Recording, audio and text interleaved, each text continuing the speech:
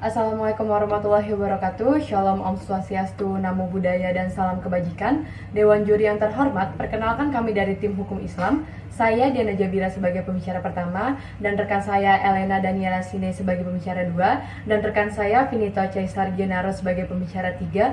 Kami di sini akan memaparkan perspektif kami terhadap mosi pertanggungjawaban pidana terhadap penyandang disabilitas mental. Perlu kita ketahui terlebih dahulu, apa yang dimaksud dengan perbuatan pidana menurut Profesor Mulyanto merupakan perbuatan yang dilarang dan diancam dengan pidana barang siapa yang melanggar larangan tersebut.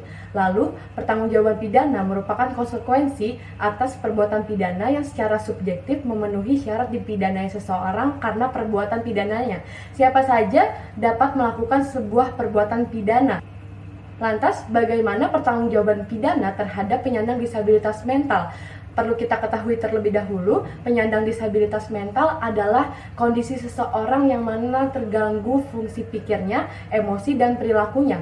Menurut Pasal 4 Ayat 1 huruf C Undang-Undang Nomor 8 Tahun 2016 tentang penyandang disabilitas, yang mana terbagi atas psikososial, diantaranya adalah skizofrenia, bipolar, dan anxiety. Lalu orang dengan perkembangan sosialnya memiliki ketidakmampuan seperti hiperaktif dan autis. Lalu dalam hukum pidana terkait gangguan jiwa terdapat dalam pasal 33 KUHP bab 3 tentang hal-hal yang menghapuskan, memberatkan, dan meringankan, terbagi atas dua kategori, yang mana yang pertama orang yang memang secara ilmiah dilahirkan dengan kekurangan daya pikir dan kecerdasannya. Lalu yang kedua adalah orang yang terlahir secara baik dan normal, namun dalam keadaan tertentu apabila mengganggu pikirannya, orang tersebut akan terguncang jiwanya. Pada kasus perkara pidana nomor 35 Pengadilan Negeri Yogyakarta tahun 1995, terdakwa yang dinyatakan penyandang disabilitas dengan skizofrenia yang memperkosa seorang gadis dinyatakan bebas dalam putusan pengadilan. Hal ini tentunya menimbulkan polemik di masyarakat. Lantas, bagaimana seharusnya pertanggungjawaban pidana yang dilakukan oleh seorang penyandang disabilitas mental? Lex dura sed ita scripta. Hukum adalah keras namun harus ditegakkan. Dewan juri yang terhormat, saya selaku pembicara kedua mendukung penuh mosi kali ini, yakni pertanggungjawaban pidana terhadap penyandang disabilitas mental dengan 3 poin argumentasi utama. Yang pertama, pasal 27 ayat 1 Undang-Undang Dasar 1945 yang berbunyi, segala warga negara bersamaan kedudukannya di dalam hukum dan pemerintahan dan wajib menjunjung hukum dan pemerintahan itu dengan tidak ada kecualinya. Artinya, konstitusi tertulis kita mengamanatkan asas equality before the law atau persamaan di mata hukum. Pasal 9 huruf F Undang-Undang Nomor 8 Tahun 2016 tentang penyandang disabilitas mengamanatkan salah satu hak keadilan dan perlindungan hukum bagi penyandang disabilitas adalah memperoleh aksesibilitas dalam proses peradilan.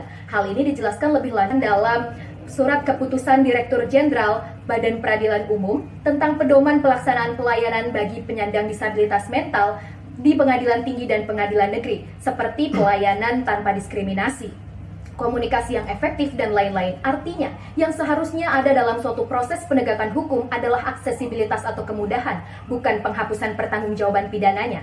Kedua, kami menyadari betul bahwasannya terdapat perbedaan mendasar antara penyandang disabilitas mental dengan masyarakat pada umumnya. Maka, teori yang tepat untuk diimplementasikan dalam mosi kali ini adalah teori pemidanaan utilitarianisme, di mana pemidanaan bukanlah ajang balas dendam, melainkan memberikan kemanfaatan dan kegunaan bagi semua pihak. Bagi masyarakat umum, hal ini sebagai bentuk kepastian hukum, sedangkan bagi penyandang disabilitas mental, hal ini sebagai perlindungan dari negara dan juga upaya penyembuhan yang lebih efektif. Ketiga, konsekuensi daripada penghapusan pertanggungjawaban pidana terhadap seorang penyandang disabilitas mental yang melakukan perbuatan pidana adalah dikembalikan ke keluarga, dengan catatan keluarga harus melakukan upaya penyembuhan. Hal ini tidak efektif, Dewan Juri yang terhormat. Seringkali catatan tersebut tidak ditindaklanjuti karena permasalahan biaya. Untuk itu, negara harus hadir dan memberikan perlindungan serta upaya penyembuhan yang lebih efektif. Dalam 3 argumentasi tersebut, kami menghadirkan solusi yang terang, Dewan Juri yang terhormat. Kami mengupayakan suatu proses hukum acara yang komprehensif dan transparan. Menurut Peraturan Menteri Kesehatan Nomor 77 Tahun 2015 tentang pedoman pemeriksaan kesehatan jiwa untuk kepentingan penegakan hukum, di mana harus dilakukan di rumah sakit milik pemerintah ataupun pemerintah daerah, harus dilakukan oleh dokter spesialis kejiwaan, harus ada CCTV dan alat perekam audio dan hasil pemeriksaannya berupa visum et repertum psikiatrikum. Hasil pemeriksaan ini akan meninjau sejauh mana relevansi antara penyakit yang dideritanya dengan tindak pidana yang dilakukan. Lalu sejauh mana pertanggungjawaban pidana yang dapat dilakukan oleh penyandang disabilitas mental tersebut. Hasil pemeriksaan ini akan menjadi faktor pendukung atau faktor pembantu di mana hakim dapat memutus sejauh mana pertanggungjawaban pidana yang dapat diberikan kepada penyandang disabilitas mental tersebut. Dalam solusi kali ini setidaknya terdapat 4 kategori. Yang pertama, bertanggung jawab penuh. Yang kedua, bertanggung jawab sebagian. Yang ketiga, kurang mampu bertanggung jawab. Dan yang terakhir, tidak mampu bertanggung jawab sama sekali. Untuk kategori pertama dan kedua, kami mengupayakan suatu pidana penjara dengan beberapa catatan. Yang pertama, mengembalikan fungsi lapas untuk memasyarakatkan. Yang kedua, dimungkinkannya ada unit layanan disabilitas seperti persediaan obat-obatan yang dibutuhkan, serta pemantauan dokter secara berkala. Dan yang terakhir, tentunya pengurangan hukuman, karena pada dasarnya keadilan harus diterapkan secara proporsional. Sedangkan untuk kategori ketiga dan keempat, kami tetap melakukan suatu pertanggungjawaban pidana, yakni dengan pidana tindakan, di mana seorang penyandang disabilitas mental tersebut akan dirawat di rumah sakit jiwa ataupun menerima rehabilitasi. Tujuannya, selain memberikan kepastian hukum bagi masyarakat secara umum, hal ini juga akan memberikan perlindungan dan juga upaya penyembuhan yang lebih efektif. Terima kasih. Selanjutnya, saya sebagai pembicara ketiga akan memaparkan mengapa alasan kami menolak mosi kali ini, yaitu pertanggungjawaban pidana terhadap penyandang disabilitas mental. Aristoteles dalam teori keadilannya menyatakan justice consists in treating equal equally, unequal unequally, in proportion to their inequality, yang artinya keadilan memperlakukan setiap orang sesuai dengan porsinya dan bukan setara, karena pada dasarnya kesetaraan beda dengan sesuai dengan porsinya. Jika pertanggungjawaban pidana diterapkan terhadap penyandang disabilitas mental, ini artinya adanya ketidakadilan yang diberlakukan oleh hukum antara orang normal dan juga seorang penyandang disabilitas mental. Pembebanan yang berlebihan yang diberikan oleh penyandang disabilitas mental terlihat jelas di sini bahwa hadirnya hukum hanya akan memberikan ketimpangan, adanya ketidakadilan antara orang normal dengan penyandang disabilitas mental. Karena pada dasarnya, jika terbukti seorang penyandang disabilitas mental melakukan suatu tindak pidana, maka seharusnya kita kembali ke dalam pasal 44 Kitab Undang-Undang Hukum Pidana yang dijelaskan pada intinya seorang yang mengalami gangguan jiwa dan melakukan tindak pidana, maka ada unsur pemaaf di dalamnya. Dan jika ada unsur pemaaf, maka seorang yang mengalami penyandang disabilitas mental dan melakukan tindak pidana, maka tidak dapat dipidana.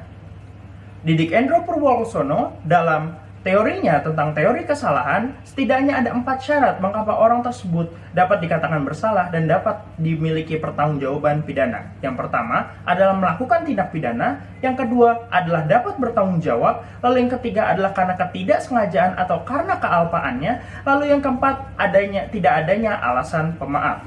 Pada dasarnya, teori tersebut menyatakan syarat-syarat kesalahan adalah kumulatif yang dapat diartikan bahwasanya satu saja alasan tersebut tidak terpenuhi, maka tidak adanya kesalahan yang dipenuhi. Ini dapat kita lihat bahwasanya para penyandang disabilitas mental tidak memenuhi 2 unsur dari 4 syarat tersebut, yakni unsur kedua, yaitu dapat bertanggung jawab. Tentu saja penyandang disabilitas mental tidak dapat bertanggung jawab. Lalu yang keempat, yakni tentang tidak adanya alasan pemaaf. Jika kita melihat kembali dalam pasal 44 Kitab Undang-Undang Hukum Pidana, telah dijelaskan bahwasanya penyandang disabilitas mental mendapatkan alasan pemaaf.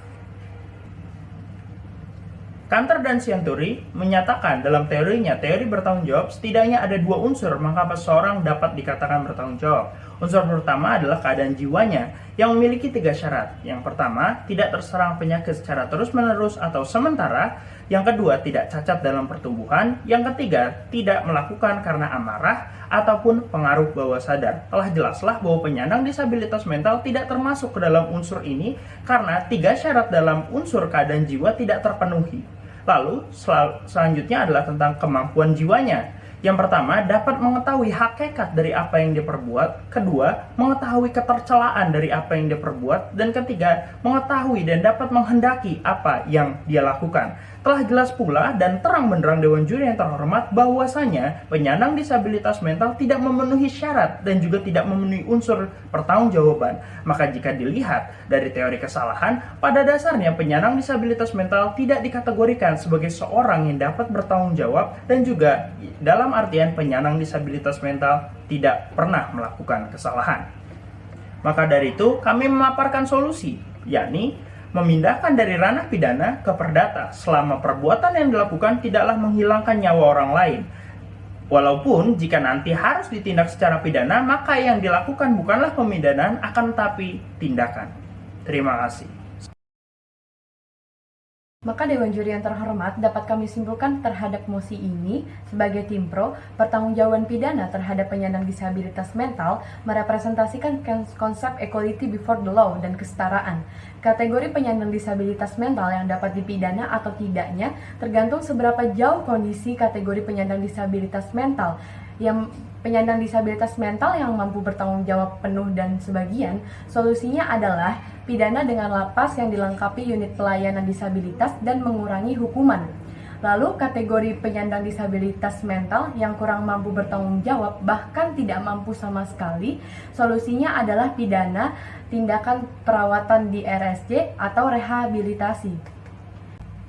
Maka Dewan Juri yang terhormat sebagai tim kontra, dalam konsep pidana penyandang disabilitas mental memiliki ketidakmampuan bertanggung jawab atas pembebanan yang berlebihan karena keterbatasan secara ilmiah. Para terdakwa yang dapat dipidana harus memenuhi syarat.